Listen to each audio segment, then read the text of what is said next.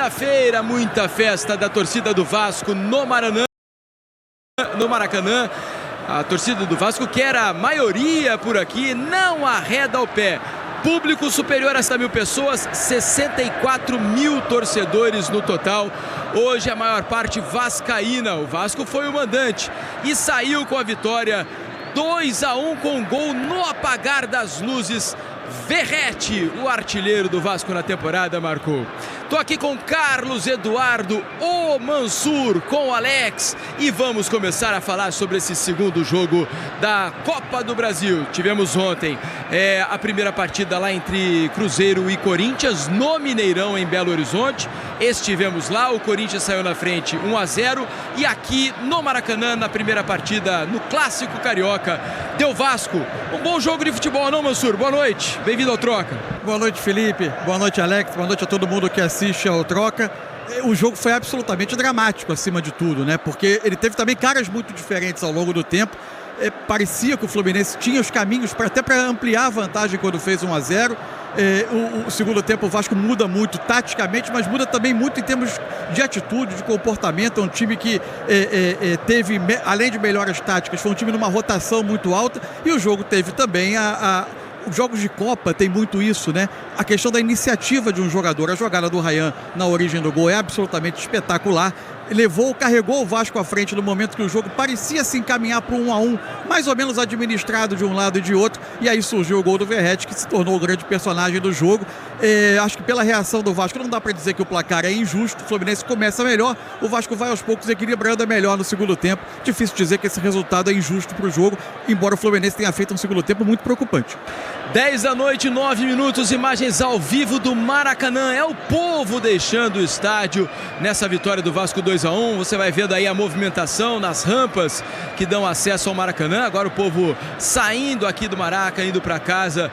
Hoje o jogo mais cedo, né? Ontem o jogo começou às 9h30 da noite lá em Belo Horizonte. Aqui o jogo se iniciou às 8. Mas o torcedor do Vasco está feliz da vida, não deixa o Maracanã. Alex, o Mansur citou aqui, iniciativa do Ryan. Ele dribla 4 jogadores, sofre a falta, mas não enrola o jogo. Bota a bola no chão, tinha um jogador do Fluminense caído, o Fluminense tem um jogador a menos para marcar na hora do gol. A bola vai do lado esquerdo do cruzamento para achar Verratti. A gente está vendo aí, ó, o último lance do jogo, né? O último gol do jogo, o gol do Vasco. Ó, o Ryan passa por 4, sofre a falta ali do Hércules, que fica sentindo a coxa. O Ryan bota a bola no chão rapidinho, bate, ela vai lá do lado esquerdo, o Andrés cruza e o Verratti aparece oportunista nas costas do Freitas para fazer o gol da vitória do Vasco. Alex, boa noite, bem-vindo ao Troca. Boa noite, Felipe, Cadu Mansa, todo mundo que está em casa, toda a equipe que está aqui trabalhando. É o diferencial do Vasco, que é o Ryan, né? No primeiro tempo ele praticamente não pegou na bola no seu lance do gol, né? Até ficava lá assistindo o jogo e pensando se ele não poderia ter um movimento a mais, de trazer de repente o Nuno para dentro, às vezes ele pegar uma bola mais aberta, mas o Vasco ele não conseguiu se encontrar dessa maneira. Só que um jogador como esse, é por isso que ele não pode ficar sem pegar na bola, né? É um cara que tem que participar, vive um momento especial e um lance que mostra realmente uma maturidade, um aprendizado, e que ele deixa também para jovens jogadores, que às vezes a gente é acostumado de repente ver exemplos. Eu vou puxar o shortinho, que é igual, eu vou fazer algum movimento que é igual, e esse tipo de situação buscando o jogo num momento que é crucial, demonstrando vontade de ganhar o jogo, acaba fazendo toda a diferença para um gol também super importante, de um cara super importante para o Vasco, para poder resgatar ele para esse restante desses jogos, principalmente para o jogo de domingo. E veja como é o futebol, né, Mansur? A gente viu ali há pouco a imagem do Verratti se emocionando após ter marcado o gol da vitória do Vasco. Verratti, que na última rodada do Campeonato Brasileiro, no jogo contra o Atlético, lá na Arena MRV em Belo Horizonte, depois de uma expulsão no primeiro tempo, o Vasco com o time reserva, depois de bastante tempo o Verratti iniciando uma partida, ao perder o jogador, o Diniz faz o que muitos treinadores acabam fazendo naquele momento, tirando um atacante para recompor o setor defensivo. Do Hugo Moura. Exato, o Verratti é o escolhido, sai bravo toda a vida, chutando tudo no banco de reservas. Aí ele explica na entrevista agora para Camila Barbieri, né? Dizendo que é a frustração por você estar escalado no jogo e logo no início você ser obrigado a ser substituído causa de uma expulsão do companheiro. Diz que foi de cabeça quente e tal, a vontade de jogar, e hoje ele é absolutamente decisivo ao entrar na segunda parte do jogo e fazer o gol que deu essa vitória importante para deixar o Vasco na frente no confronto. Não, e é curioso que era um momento em que o Verratti não iniciava jogos, e mesmo com o momento ruim do Vasco, a torcida não apontava para o Verratti como um jogador que precisava ser titular do time, que era reivindicado pela arquibancada para entrar, porque o momento dele de fato não era bom, tanto em termos de combinar com o que o Vasco se propõe a fazer nos jogos, quanto em relação ao momento técnico dele. Agora, o jogo de hoje, pela forma, inclusive como o Vasco atacou, hoje o Vasco tentou abrir muito o campo, com 2 jogadores sempre abertos, não foi aquele time que concentrou tantos jogadores em torno da bola, foi um pouco diferente do que é a forma de atacar dos times do Diniz, um pouco mais com zonas do ataque mais determinadas para os jogadores ocuparem, uma organização, uma estrutura ofensiva diferente. Ele cabia na parte final do jogo para aproveitar justamente esse tipo de jogada. O Vasco passou boa parte do primeiro tempo cruzando bola e sem gerar vantagem na área e sem ter um jogador ali para aproveitar. A entrada do Verratti acabou que nessa parte final do jogo ele foi muito bem no duelo contra o Freitas, um personagem que não foi bem no jogo, uma das peças que não foram bem no Fluminense no clássico de hoje, e acabou decidindo o jogo. Só um detalhe antes porque aproveitar que a gente ainda está aqui com muita, a gente está vendo a imagem, tem muita gente ainda no Maracanã. Ontem a gente falou que a torcida do Corinthians, os 3 mil, um pouco mais de 3 mil que tiveram ingressos para o jogo do Mineirão como visitantes, tinham dado uma aula de arquibancada. A gente viu outra aqui. O espetáculo que a torcida do Vasco deu no Maracanã hoje foi impressionante o tempo inteiro. Uma torcida absoluta maioria no estádio, né? O mando era do Vasco, prioridade de compra, enfim, uma série de questões, mas a torcida do Vasco fez um espetáculo espetacular hoje aqui no Maracanã. Está fazendo, porque muita gente não vai embora de jeito nenhum. Principalmente no setor atrás de um dos gols, né, onde fica setor a torcida norte do Vasco, o setor norte, tem muita gente ainda fazendo a festa. Nada como um gol no finalzinho, né, Alex? Todo mundo, muita gente diz que o gol no final traz uma emoção diferente para a vitória, ao invés daquela vitória que é conquistada ao longo dos 90 minutos e você vai administrando no final. É uma emoção diferente essa que o torcedor do Vasco sentiu hoje. E mais, né, Alex? A questão do Vasco não viver um bom momento na temporada. O Fluminense chega para esse confronto, acho que era quase uma unanimidade, num melhor momento. O Fluminense vinha empilhando vitórias no Maracanã, um time que se mostrava cada vez mais seguro, ao contrário do Vasco, que tinha vencido um dos seus últimos 7 ou 8 jogos, né? Era um retrospecto bastante negativo nesse recorde. 7 derrotas, 1 vitória. Então, é muito resultado negativo, né? Mas o Vasco, depois de um primeiro tempo ruim, se supera na segunda parte para conseguir essa vitória e sair na frente. A gente até comentou que o Diniz, ele sabe trabalhar bem quando ele tem um tempo, né? E poderia trazer algo de diferente para essa sequência ruim, porque a Copa ela traz essa necessidade até para você poder estar mais concentrado. E o Vasco ainda assim, ele iniciou um pouco bem, mas depois do primeiro tempo, um pouco bem eu digo, até meio encaixado, mas muito pouco tempo. Ali uns 10 minutos do primeiro tempo o Vasco ainda jogou e depois ele não conseguiu pressionar. Ele não conseguiu marcar bem, ele ficava jogando praticamente em una, que a gente fala, ninguém naquele centro para jogar. Mas o Vasco desse momento também traz um pouco de seu treinador, que é de não desistir da vitória nunca, né? Ele não muda a sua maneira de jogar por vontade dele, né? E no segundo tempo ele acaba trazendo um pouco mais o Andrés para dentro e deixar o Puma ficar passando ainda mais. E ali o Vasco conseguiu jogar um pouco mais, mas também porque o Fluminense afrouxou bastante na marcação. Mas o Vasco ele foi se aproveitando, ele foi ganhando essa confiança para poder melhorar realmente desse momento que vinha e sair na frente com um gol no final que é bom e é gostoso, porque não dá tempo de recuperar. É isso. Agora, Mansur, falando um pouco sobre o lado do Fluminense, o primeiro tempo razoável para bom do Fluminense, melhor do que o Vasco, né, na primeira parte. Agora o segundo tempo bem abaixo, né? O Fluminense permitiu muito mais ao Vasco do que tinha permitido na primeira etapa e criou poucas situações em que o Léo Jardim se viu ameaçado. No primeiro tempo, teve aquela saída meio atrapalhada do Léo Jardim, que ele comete uma falta, né? Exato, a origem do gol na jogada ensaiada, né? Mas fora isso não houve assim grande perigo contra o gol defendido pelo goleiro do Vasco, né? Mas a questão principal do jogo para mim, por mais que nem sempre tenham aparecido finalizações claras, jogadas como a que a gente viu agora, em que o Acosta aparece entre volantes e defensores do Vasco e consegue organizar a jogada com o último passe, elas aconteciam muito no primeiro tempo. O Fluminense parecia ter entrado em campo moldado para aproveitar uma questão da forma de defender do Vasco. O Vasco pressionava o Fluminense quase encaixando 1 contra 1, e o Fluminense conseguia seguidamente fazer com que os seus dois volantes, tanto o Martinelli quanto o Nonato, atraíssem Thiago Mendes e Barros e gerassem um enorme espaço às costas. E os zagueiros do Vasco ficavam na dúvida se ou acompanhavam o Acosta, ora o Everaldo, que baixavam para receber essa bola, ou se guardavam posição para não deixar a linha defensiva desguarnecida. Em alguns momentos o Everaldo, ora o Acosta, recebiam essa bola, ligavam um ataque, e o Fluminense conseguia criar situações que poderiam ter sido perigosas. Às vezes, por falha no último passe, elas não se transformaram numa finalização. E o Fluminense parecia ter muito mais o controle da situação do jogo. Me parece que aos poucos o Diniz muda a maneira de pressionar do Vasco, faz com que o Barros guarde um pouquinho mais de posição defendendo esse espaço entre as linhas e tire do Fluminense essa alternativa, e a partir daí o Fluminense não conseguiu mais resistir à pressão do Vasco no segundo tempo e conservar a bola, não conseguiu mais ligar ataque, foi equilibrar um pouco mais o jogo depois da mexida, a entrada do Hércules, o Ganso, para conservar, para segurar um pouquinho mais da bola na parte final do segundo tempo, mas o Vasco já era melhor no jogo. O Vasco foi claramente superior no segundo tempo, até que surge o empate, e o Fluminense poucas vezes vai voltar a incomodar a área do Vasco. Agora, é uma questão, o futebol é maluco também, né? Em alguns momentos você percebia que o Andrés Gomes, né, irritava o torcedor, né, com alguns erros técnicos às vezes, mas ele foi um jogador perigoso ao longo dos 90 minutos, né?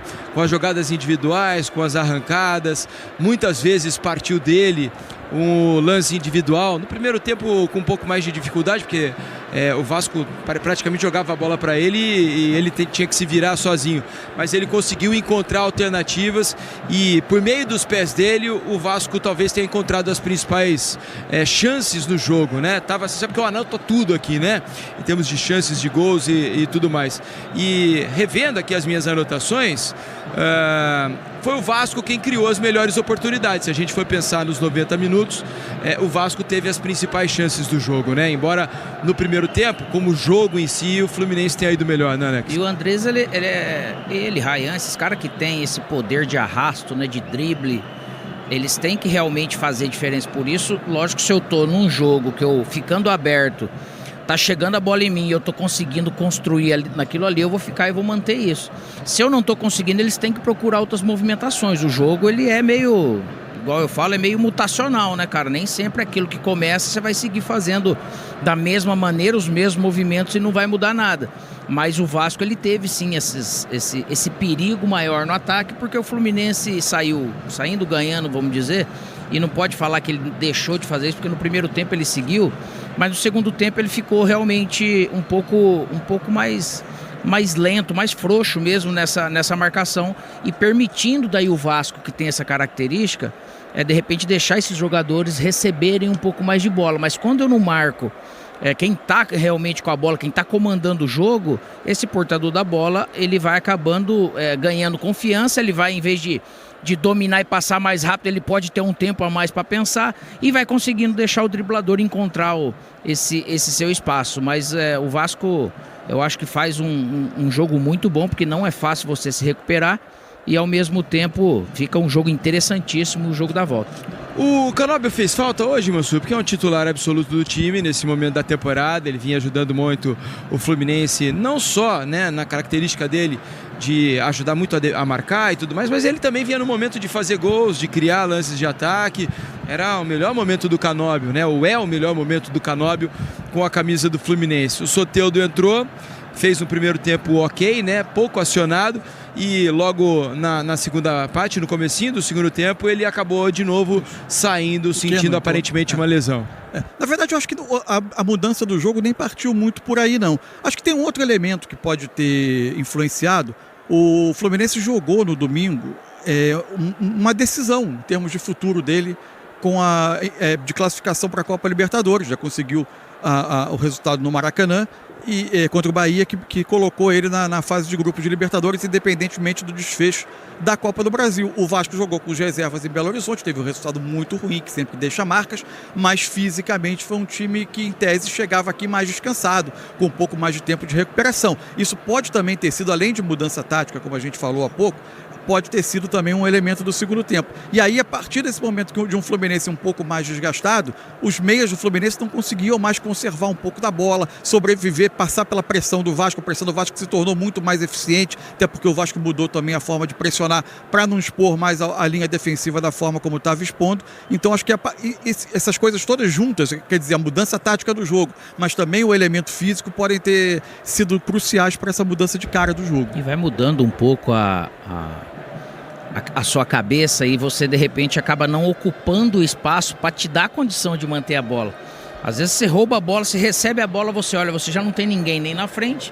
Se você pisar o seu adversário, no caso o Fluminense fez bem isso no primeiro tempo, o Vasco ele acabou fazendo também bem no segundo tempo, e você vai meio que murchando, você vai meio que dando um pouco de condição de confiança para seu adversário, porque você não causa nenhum tipo de dano nessa linha de trás, né? Então, nisso aí o Fluminense, eu acho que ele pode e tem que melhorar os dois nesse sentido, para poder ter um jogo mais consistente, porque o jogo decisivo da volta não vai permitir erro, para não tomar um gol no final da maneira que tomou, e ver o Thiago Silva dando uma dura lá para poder diminuir e não permitir chegar daquele jeito, com aquela facilidade.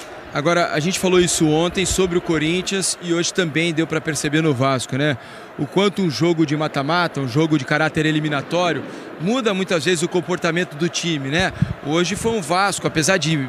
acho que o Vasco fez um primeiro tempo ruim, né? E muito distraído do ponto de vista da marcação, permitindo ao Fluminense ter espaço às costas da defesa do Vasco, mas um segundo tempo muito mais enérgico, muito mais atento, com a fagulha acesa, né? E conseguiu fazer um jogo melhor do que vinha fazendo nas últimas rodadas do Campeonato Brasileiro, né? O Vasco do segundo tempo, principalmente, conseguia recuperar a bola muito rápido, né? E conseguia se organizar. O primeiro tempo do Vasco me chamava a atenção, que o Vasco chegou a ter 58%, 59% da posse de bola. E ainda assim, era um time que tinha poucas alternativas com bola, algo que não é o que a gente espera de uma equipe do Diniz, em geral, que consegue se organizar bem ofensivamente. E o Vasco, a bola girava de um lado a outro, quase sempre com cruzamentos na área e pouca vantagem na área para explorar esse tipo de jogada. O Vasco do segundo tempo conseguia ser um time mais rápido, recuperava a bola, conseguia encontrar a defesa do Fluminense por vezes desmontada, e a partir daí criar oportunidade. Olha, e um detalhe interessante sobre o jogo de hoje, né? O Maracanã estava numa energia espetacular. Esse jogo aqui do Maracanã bateu o recorde de público pagante. Público total e renda na Copa do Brasil desse ano. O público recorde até esse jogo de hoje era de Flamengo 0, Atlético Mineiro 1. O público total foi de 61.983 torcedores, o pagante de 60.394. Hoje a renda foi de 7.453.000. O público de ontem, por exemplo, em Cruzeiro e Corinthians, foi 59.052 torcedores. Então, o público de hoje o maior dessa temporada da Copa do Brasil. Daqui a pouco a gente vai ter as entrevistas coletivas. Vamos ouvir Luiz Ubeldia, técnico do Fluminense. Vamos ouvir Fernando Diniz, o treinador do Vasco. Jogadores que eventualmente passarem lá pela área de entrevistas. É possível que a gente tenha também jogadores do Vasco aqui para conversar com a gente no nosso stand montado no gramado do Maracanã. Ainda há torcida do Vasco, ainda há gente aqui no Maracanã, como vocês podem ouvir ao fundo, né? Nossos microfones captando os cantos da torcida do Vasco, agora já em bem menor número, né? A maior parte do povo, vocês viram as imagens também dos nossos drones aqui, né? O torcedor indo embora para casa, o torcedor do Vasco feliz, o torcedor do Fluminense decepcionado, especialmente com o resultado dessa noite. Outra coisa sobre o Vasco, amigos, não sei se vocês concordam, esse Vasco, eu vejo menos traços do dinizismo do que habitualmente a gente vê nos times dele. Nesse gol especificamente, houve o traço de dinizismo, um acúmulo do lado direito até a bola chegar no Ryan para ele fazer a jogada individual. Vou até pedir para a gente colocar de novo o segundo gol do Vasco, porque se acumulam jogadores do lado direito, a bola chega até o Ryan e aí ele toma a iniciativa e parte para cima e dribla 4 jogadores até fazer a falta. Mas tem o sentido um pouco de falta do dinizismo, né? Muitas vezes eu percebo algo que eu acho que é incomum na carreira do Diniz e nos times dele, que são jogadores às vezes muito isolados no campo, sem parceiros próximos para trocar passes. O início do trabalho tinha muito isso, especialmente pelo lado esquerdo. Olha lá, olha como se acumulam jogadores aqui para essas triangulações acontecerem, nesse momento o Ryan já era o ponta pelo lado direito, né? Isso. E acho que é mais o movimento dele mesmo. Você vê que o Andrés Gomes está abrindo o campo, quase num modelo de jogo quase posicional mesmo. O Puma Rodrigues quase sempre estava atacando esse espaço entre lateral e zagueiro por dentro, com o Andrés aberto. Foi assim, inclusive, nessa estrutura ofensiva que saiu o primeiro gol. O Andrés recebe aberto, o Puma está atacando esse corredor um pouco mais interno como ele está agora, a bola vem na área até que surge a finalização do Ryan, que naquele lance estava atacando a área. O primeiro tempo ficava muito claro uma estrutura com o Barros entre os dois zagueiros, o Coutinho do lado do Thiago Mendes, né?